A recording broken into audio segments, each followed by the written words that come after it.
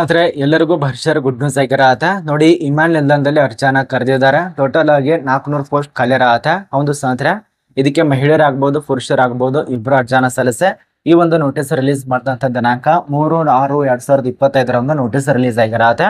ಅಂದ್ರೆ ಇದೇ ತಿಂಗಳು ಜೂನ್ 3ನೇ ತಾರೀಕದಂದು ನೋಟಿಸ್ ಆಗಿರತ್ತೆ. ಇದ್ರ ಬಗ್ಗೆ ತಿಳಿಸ್ಕೊಡ್ತಾನೆ. ಇದಕ್ಕೆ ಅರ್ಜಿ ಸಲ್ಲಿಸಲು ಕೊನೆಯ ದಿನಾಂಕ ಯಾವ್ದಂದ್ರೆ ಇಲ್ಲಿ 30 ಜೂನ್ 2025 ಕೊನೆಯ ದಿನಾಂಕ ಆಗಿರತ್ತೆ. ಅಲ್ಲಿ ತನಕ ಎಲ್ಲೊಂದು ವಿದ್ಯಾರ್ಥಿಗಳು ಅಪ್ಲೈ ಮಾಡಿ. ಕೆಲವರಿಗೆ ಹೇಳೋರು ಇರೋದಿಲ್ಲ, ಕೆಲವರಿಗೆ ಕೇಳೋರು ಇರೋದಿಲ್ಲ. ನಿಮ್ಗೆ ಕೆಲವು ಜನಕ್ಕೆ ಆಸೆ ಇರತ್ತೆ, ನಾನು ಕೂಡ ಸರ್ಕಾರಿ ಹುದ್ದೆ ಪಡಿಬೇಕು, ವಿಮಾನ ನಿಲ್ದಾಣದಲ್ಲಿ ಕೆಲಸ ಮಾಡ್ಬೇಕಂತ ಕನಸಿರತ್ತೆ. ಅಂತವ್ರಿಗೆ ಯಾರು ಕೂಡ ಹೇಳ್ತಾ ಇರೋದಿಲ್ಲ. ನಾನು ನಿಮ್ಗೆ ಹೇಳ್ತಾ ಇದ್ದೇನೆ ಅಂದ್ರೆ ಆದಷ್ಟು ಅರ್ಥ ಮಾಡ್ಕೊಂಡು ಇಲ್ಲಿ ಏನ್ ತಿಳಿಸ್ಕೊಟ್ಟಿನಲ್ಲ ಯಾವುದೇ ರೀತಿಯಾಗಿ ಗೊಳಫರಾನಲ್ಲ, ಆಫೀಸಿಯಲ್ ಆಗಿರುವಂತ ನೋಟಿಸ್ ರಿಲೀಸ್ ಆಗಿರತ್ತೆ.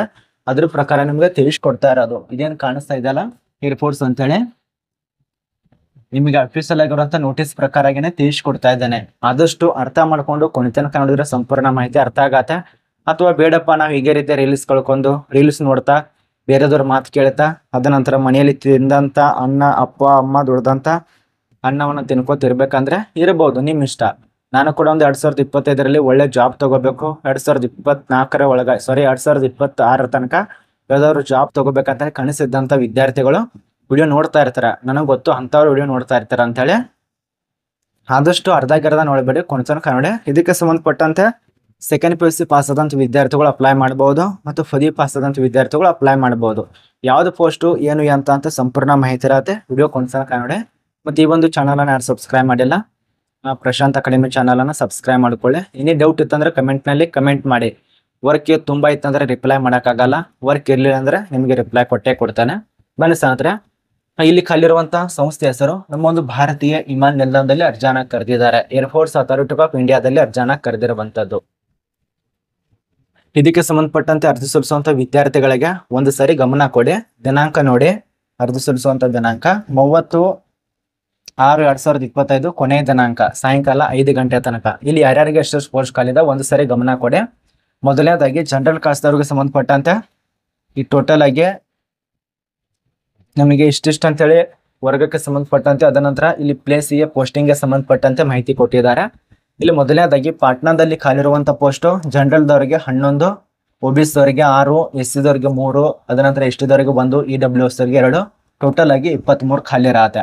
ಇದು ಒಂದು ಕಡೆ ಆದ್ರೆ, ಅದ್ರ ಬಳಿಕ ವಿಜಯವಾಡದಲ್ಲಿ ಖಾಲಿರುವಂತ ಪೋಸ್ಟ್ 12 ಯುವ ಜನರಲ್ ಕಾಸ್ಟ್ ದವರಿಗೆ, OBC ಅಭ್ಯರ್ಥಿಗೆ 6, ST ದವರಿಗೆ 3, ಅದ ನಂತರ SC ದವರಿಗೆ 3, ST ದವರಿಗೆ 1. ಟೋಟಲ್ ಆಗಿ ನಿಮಗೆ EWS 2 24 ಖಾಲಿ ಇರತ್ತೆ. ಅದ್ರ ಬಳಿಕ ಈ ಒಂದು ವಡದೂರಿನಲ್ಲಿ ಖಾಲಿರುವಂತ ಪೋಸ್ಟ್ ನೋಡಿ, ಜನರಲ್ ಕಾಸ್ಟ್ ದವರಿಗೆ 6, OBC ಅಭ್ಯರ್ಥಿಗೆ 2, SC ದವರಿಗೆ 1, ST ದವರಿಗೆಲ್ಲ ಇವ್ರಿಗೆ ಯಾರಿಗೆಲ್ಲ 9 ಪೋಸ್ಟ್ ಇರತ್ತೆ.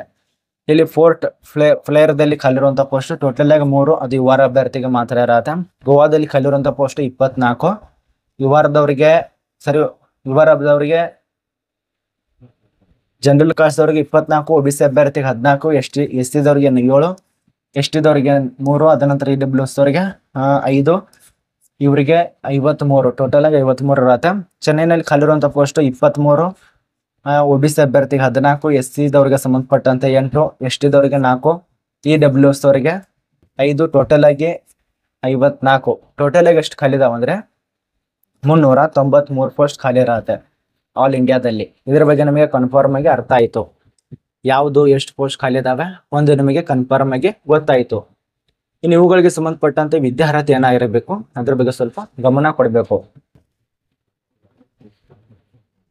ನೋಡಿ ಸ್ನೇಹಿತರೆ, ಅಭ್ಯರ್ಥಿಗಳು ಸೆಕೆಂಡ್ PUC ಪಾಸ್ ಆಗಿರಬೇಕು. ಒಂದು ನಿಮಗೆ ಡೌಟ್ ಕ್ಲಿಯರ್ ಆಯ್ತು, ಸೆಕೆಂಡ್ PUC ಪಾಸ್ ಆದಂತ ವಿದ್ಯಾರ್ಥಿಗಳು ಅಪ್ಲೈ ಮಾಡಬೇಕು. ಅದ್ರ ಬಳಿಕ ನೀವೇನಾದ್ರೂ ಪದವಿ ಪಾಸ್ ಆಗಿತ್ತಂದ್ರೆ ನೀವು ಅರ್ಜಿನ ಸಲ್ಲಿಸಬಹುದು. 55% ತೆಗೆದುಕೊಂಡು ಪದವಿ ಪಾಸ್ ಆಗಿರಬೇಕು SC ST ಅಭ್ಯರ್ಥಿಗಳು. ಇನ್ನು ಉಳಿದಂತ OBC ಅಭ್ಯರ್ಥಿ ಅಥವಾ ಯುವ ಅಭ್ಯರ್ಥಿ ಆಗ್ಬಹುದು ಅಥವಾ EWS ಆಗ್ಬಹುದು, ಅವರಿಗೆ 60 ವರ್ಷ ತನಕ ಅವಕಾಶ ಇರತ್ತೆ. ಇದು ನಿಮಗೆ ಕಣ್ಣು ಹೋಗಿರತ್ತೆ, ಆದ್ರೆ ನಿಮಗೆ ಟಿಕ್ ಮಾರ್ಕ್ ಅನ್ನು ತೋರಿಸ್ತಾ ಇರೋದು. ಅದ್ರ ಬಳಿಕ ನಿಮಗೆ ಏಜ್ ಲಿಮಿಟ್ ನೋಡಿ 27 ವರ್ಷ ತನಕ ಏಜ್ ಲಿಮಿಟ್ ಕೊಟ್ಟಿದ್ದಾರೆ. ಇದಕ್ಕೆ ಕೊಟ್ಟಿರುವಂತ ಮಾಹಿತಿ ಪ್ರಕಾರ 27. ಅದ್ರ ಬಳಿಕ ಜಾಬ್ ಪ್ರೊಫೈಲ್ ಕೂಡ ಕೊಟ್ಟಿದ್ದಾರೆ, ಏನ್ ಕೆಲಸ ಮಾಡಬೇಕು ಯಾವ್ದು ಏನಂತೇಳಿ ಅದ್ರ ಬಗ್ಗೆ ಸ್ವಲ್ಪ ಗಮನ ಕೊಡಿ. ಇನ್ನು ಅರ್ಜಿ ಶುಲ್ಕಕ್ಕೆ ವಿಷಯಕ್ಕೆ ಬರ್ಬೇಕಂದ್ರೆ ಈ ಒಂದು ವಿಮಾನ ನಿಲ್ದಾಣದಲ್ಲಿ ಖಾಲಿರುವಂತ ಪೋಸ್ಟ್ ಗಳಿಗೆ ಸಂಬಂಧಪಟ್ಟಂತೆ ಜನರಲ್ ಕಾಸ್ಟ್ OBC ಅಭ್ಯರ್ಥಿಗಳಿಗೆ 500 ರೂಪಾಯಿ ತನ ಅರ್ಜಿ ಶುಲ್ಕ ಇರತ್ತೆ. ST ದವರಿಗೆ ಮತ್ತು EWS ದವರಿಗೆ ಮತ್ತು ಹುಮನ ಅಭ್ಯರ್ಥಿಗಳಿಗೆ 100 ರೂಪಾಯಿ ತನ ಅರ್ಜಿ ಶುಲ್ಕ ಇಟ್ಟಿದ್ದಾರೆ. ಈ 100 ರೂಪಾಯಿ ಅರ್ಜಿ ಶುಲ್ಕ ಪಾವತಿ ಮಾಡಿ ಅಥವಾ 500 ರೂಪಾಯಿ ಅರ್ಜಿ ಶುಲ್ಕ ಪಾವತಿ ಮಾಡಿ ಒಟ್ಟಾರೆ ಅರ್ಹತೆ ಇದ್ದಂತ ವಿದ್ಯಾರ್ಥಿಗಳು ಅಪ್ಲೈ ಮಾಡಿ. ಇನ್ನೊಂದು ಹೇಳ್ತಾ ಇರೋದು, ಇದಕ್ಕೆ ಅನುಭವ ಕೇಳಿಲ್ಲ, ಇದೊಂದು ಪ್ಲಸ್ ಪಾಯಿಂಟ್ ಆಗಿರತ್ತೆ. ಅವ್ರು ಕೊಟ್ಟಿರುವಂತ ಮಾಹಿತಿ ಪ್ರಕಾರ ಅನುಭವದವರು ಅನುಭವದವರು ಅಪ್ಲೈ ಮಾಡಬಹುದು ಅಥವಾ ಫ್ರೆಶರ್ದವರು ಅಪ್ಲೈ ಮಾಡಬಹುದು. ಭದ್ರತಾ ಪರಿಶೀಲಕ ಹುದ್ದೆಗೆ ಸಂಬಂಧಪಟ್ಟಂತೆ ಅರ್ಜಿ ಕರೆದಿದ್ದಾರೆ. ಸಹಾಯಕ ಭದ್ರತೆ ಹುದ್ದೆಗೆ ಅರ್ಜಿಯನ್ನ ಕರೆದಿದ್ದಾರೆ. ಹೊಸೊಬ್ರು ಅರ್ಜಿ ಸಲ್ಲಿಸಿ, ಹಳೆಯೊಬ್ರು ಅರ್ಜಿ ಸಲ್ಲಿಸಿ ಅದಕ್ಕೆ ಕೊಟ್ಟಿದ್ದಾರೆ. ಅವರು ಪದವಿ ಸೆಕೆಂಡ್ PUC ಪಾಸ್ ಆದವರು ಅರ್ಜಿ ಸಲ್ಲಿಸ್ಬೇಕಂತ ಹೇಳಿ. ಇದು ನಿಮಗೆ ಅರ್ಥ ಆಗಿದೆ ಅಂತ ಅನ್ಕೋತೀವಿ. ಇನ್ನು ಪ್ರಮುಖ ದಿನಾಂಕ ಬಗ್ಗೆ ಸ್ವಲ್ಪ ಗಮನ ಕೊಟ್ಟು ಕೇಳಬಹುದು. ಇಲ್ಲಿ ನೋಡಿ, ಅರ್ಜಿ ಸಲ್ಲಿಸುವಂತ ಓಪನ್ ಆಗುವಂತ ದಿನಾಂಕ ಒಂದು ಸಾರಿ ಗಮನ ಕೊಡಿ. ಓಪನ್ ಆಗುವಂತ ದಿನಾಂಕ ಯಾವಾಗ ಹೇಳಿ, ನೋಟಿಸ್ ರಿಲೀಸ್ ಮಾಡಿದಂತ ದಿನಾಂಕ 3/6/2025 ನೋಟಿಸ್ ಆಗಿರತ್ತೆ. ನಾನು ತಿಳಿಸ್ಕೊಡ್ತಾ ಇರೋದು ಇವತ್ತು ಯಾವಾಗ ಹೇಳಿದ್ದು 5ನೇ ತಾರೀಕದಂದು ತಿಳಿಸ್ಕೊಡ್ತಾ ಇರೋದು. ಈಗ ನಿಮಗೆ 9ನೇ ತಾರೀಕಿಂದ ಅರ್ಜಿ ಪ್ರಾರಂಭ ಆಗತ್ತೆ. ಬೆಳಗ್ಗೆ 10 ಗಂಟೆಯಿಂದ 9ನೇ ತಾರೀಕು ಬರೋ ತನಕ ಅರ್ಜಿ ಸಲ್ಲಿಸಕ್ ಹೋಗ್ಬೇಡಿ. 30/6/2025 ಕೊನೆ ಆಗತ್ತೆ, ಅಂದ್ರೆ ಕೊನೆ ದಿನಾಂಕ ಆಗಿರತ್ತೆ. ಅದು ನಿಮ್ಗೆ ಅರ್ಥ ಆಯ್ತು. ಇನ್ನು ಅರ್ಜಿ ಸಲ್ಲಿಸುವಂತ ಅಭ್ಯರ್ಥಿಗಳಿಗೆ ವೆಬ್ಸೈಟ್ ನೋಡ್ಕೊಳ್ಳಿ ಯಾವ್ದು ಅಂತೇಳಿ. ಇಲ್ಲಿ ಕೊಟ್ಟಿದ್ದಾರೆ ನೋಡಿ, www.aiclas.aeru ಅಂತೇಳಿ ಈ ಒಂದು ವೆಬ್ಸೈಟ್ಗೆ ಭೇಟಿ ಕೊಟ್ಟು ಪ್ರತಿಯೊಬ್ಬರು ನಿಮ್ಮ ಒಂದು ರಿಜಿಸ್ಟರ್ ಇಲ್ಲೇ ಮಾಡಬೇಕು. ಪ್ರತಿಯೊಬ್ಬರು ಅರ್ಜಿನ ಸಲ್ಲಿಸಬೇಕು. ಇದು ಆನ್ಲೈನ್ ನಲ್ಲಿ ಇರತ್ತೆ, ಆನ್ಲೈನ್ ನಲ್ಲಿ ಅಪ್ಲೈ ಮಾಡಬೇಕು. ಇದ್ರ ಬಗ್ಗೆ ನಿಮಗೆ ಸಂಪೂರ್ಣ ಮಾಹಿತಿ ತಿಳಿದಿದೆ ಅಂತ ಅನ್ಕೋತೀವಿ. ಇನ್ನು ಅರ್ಜಿ ಸಲ್ಲಿಸುವಂತ ಅಭ್ಯರ್ಥಿಗೆ ನಿಮ್ಮ ಒಂದು ಡಾಕ್ಯುಮೆಂಟ್ಸು, ಅಪ್ಲಿಕೇಶನ್ ಏನೇನು ಬೇಕು ಸ್ವಲ್ಪ ಗಮನ ಇಟ್ಟು ಕೇಳಿ. ಮೊದಲಿಗೆ ಬೇಕಾಗಿರುವಂತ ಡಾಕ್ಯುಮೆಂಟ್ಸ್, ಮೊದಲಿಗೆ ನಿಮ್ಮ ಒಂದು ಸೆಕೆಂಡ್ ಇಯರ್ ಅಂದ್ರೆ ಸೆಕೆಂಡ್ PUC ಮಾರ್ಕ್ಸ್ ಕಾರ್ಡ್ ಬೇಕಾಗತ್ತೆ. ಸರ್ಟಿಫಿಕೇಟು, ಕಾಸ್ಟ್ ಸರ್ಟಿಫಿಕೇಟು ಅದು ಬೇಕಾಗತ್ತೆ. ಅದ ನಂತರ ಆಧಾರ್ ಕಾರ್ಡ್ ಕಾಪಿ ಬೇಕಾಗತ್ತೆ. ನಿಮ್ಮ ಒಂದು ಅಟ್ಯಾಚ್ ಒಂದು receipt ಪಾಸ್ಪೋರ್ಟ್ ಸೈಜ್ ಗಾತ್ರ ಫೋಟೋ ಬೇಕಾಗತ್ತೆ, ಕಲರ್ ಇರುವಂತ photo copy. Application fees certificate ಬೇಕಾಗತ್ತೆ. ನಿಮ್ಮೊಂದು ಸೆಕೆಂಡ್ ಸಿಗ್ನೇಚರ್ ಬೇಕಾಗತ್ತೆ. ಫಿಕ್ಸ್ 20 KB ಇರಬೇಕಾಗತ್ತೆ. ಅದು 20 KB ಇದ್ದಂತ ಒಂದು ಸಿಗ್ನೇಚರ್ ಕೂಡ ಬೇಕಾಗತ್ತೆ ಕಡ್ಡಾಯವಾಗಿ. ಇದ್ರ ಬಗ್ಗೆ ಗಮನ ಕೊಡಿ, ನಾನು ಭಾಳ ಹೇಳಲ್ಲ ನಿಮಗೆ. ಅದ್ರ ಬಳಿಕ ನಿಮ್ಮ ಒಂದು ಎಷ್ಟು ಸ್ಯಾಲ್ರಿ ಕೊಡ್ತಾರೆ.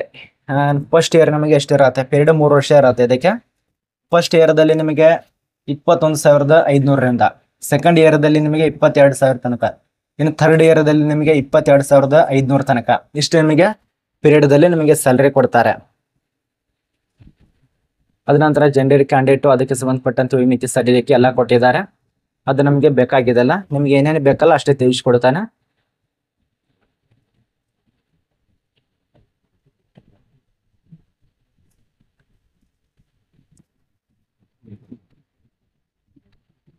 ಇದ್ರ ಬಗ್ಗೆ ನಮ್ಗೆ ಅರ್ಥ ಆಗಿದೆ ಅಂತ ಅನ್ಕೋತೀವಿ ಈಗಾಗಲೇ. ಇದು ನಮ್ಮ ಒಂದು ಭಾರತೀಯ ಏರ್ಫೋರ್ಸ್ ಅಥಾರಿಟಿ ಆಫ್ ಇಂಡಿಯಾ ಲಿಮಿಟೆಡ್ದಲ್ಲಿ ಖಾಲಿ ಇರುವಂತಹ ಪೋಸ್ಟ್, ಅಂದ್ರೆ ನಮ್ಮ ಒಂದು ಭಾರತೀಯ ವಿಮಾನ ನಿಲ್ದಾಣದಲ್ಲಿ ಖಾಲಿ ಇರುವಂತಹ ಪೋಸ್ಟ್. ಮತ್ತು ಆಯ್ಕೆದ ಅಭ್ಯರ್ಥಿಗೆ ಉದ್ಯೋಗ ಸ್ಥಳ ಒಂದು ಸರಿ ಗಮನ ಇಟ್ಟು ಕೇಳ್ಕೊಳ್ಳಿ. ಇಲ್ಲೇ ಕೊಟ್ಟಿದ್ದಾರೆ ಎಲ್ಲೆಲ್ಲಿ ಖಾಲಿ ಇದಾವ ಅಂತ ಹೇಳಿ ವಿದ್ಯಾರ್ಥಿಗಳು. ಅಂದ್ರೆ ಮೊದಲನೇದಾಗಿ ಅಮೃತಸರ್ ಪಂಜಾಬದಲ್ಲಿ, ಫೋರ್ಟ್ ಬ್ಲೇರ್ದಲ್ಲಿ ಖಾಲಿ ಇರುವಂತಹ ಪೋಸ್ಟ್. ಅಂಡಮಾನ್ ಮತ್ತು ನಿಕೋಬಾರ್ ದ್ವೀಪಗಳಲ್ಲಿ ಖಾಲಿ ಇರುವಂತಹ, ವಿಜಯವಾಡದಲ್ಲಿ ಖಾಲಿ ಇರತ್ತೆ. ಆಂಧ್ರ ಪ್ರದೇಶ ವಡೋದರದಲ್ಲಿ ಖಾಲಿ ಇರತ್ತೆ. ಗುಜರಾತ್, ಪಾಟ್ನಾ, ಬಿಹಾರ, ಚೆನ್ನೈ, ತಮಿಳುನಾಡು, ಗೋವಾ, ಮಹಾರಾಷ್ಟ್ರ, ಕರ್ನಾಟಕ ಇದೆಲ್ಲ ಖಾಲಿ ಇರುವಂತಹ ಪೋಸ್ಟ್. ಅರ್ಥ ಆಗಿದೆ ಅಂತ ಅನ್ಕೋತೀವಿ. ಪ್ರತಿಯೊಬ್ಬರು ಅರ್ಜಿ ಸಲ್ಲಿಸೋರು ಅಪ್ಲೈ ಮಾಡಿ, ಹೊಸೊಬ್ರು ಅಪ್ಲೈ ಮಾಡಿ, ಹಳೆಯೊಬ್ರು ಅಪ್ಲೈ ಮಾಡಿ. ಇಲ್ಲಿ 9ನೇ ತಾರೀಕಿನಿಂದ ಅಪ್ಲೈ ಮಾಡೋದಕ್ಕೆ ಅವಕಾಶ ಇರತ್ತೆ. ನೋಟಿಫಿಕೇಶನ್ ನಮ್ಮ ಒಂದು ಟೆಲಿಗ್ರಾಮ್ ಗ್ರೂಪ್ದಲ್ಲಿ ಸಿಗತ್ತೆ, ಅಪ್ಲೈ ಮಾಡಿ. ಮತ್ತು ಇನ್ಸ್ಟಾದಲ್ಲಿ ಮೆಸೇಜ್ ಮಾಡುವಂಥ ಅಭ್ಯರ್ಥಿಗಳು ಹಾಯ್ ಹಲೋ ಅಂತ ಯಾರು ಕೂಡ ಮಾಡಬೇಡಿ. ಡೈರೆಕ್ಟ್ ಆಗಿ ಆ ಒಂದು ಪೋಸ್ಟ್ ಹೆಸರು ಹಾಕೊಳ್ಳಿ. ಅದರ ನಂತರ ಯಾವ್ದು ನೋಟಿಫಿಕೇಶನ್ ಅದರದ್ದೇ ಈ ಸರಿ ಇದ್ರ ಬಗ್ಗೆ ನನಗೆ ಲಿಂಕ್ ಕಳಿಸ್ಕೊಡಿ ಅಂದ್ರೆ ನೋಟಿಫಿಕೇಶನ್ ಕಳಿಸ್ಕೊಡ್ತೇನೆ. ಆಮೇಲೆ ಅಪ್ಲೈ ಮಾಡಿ.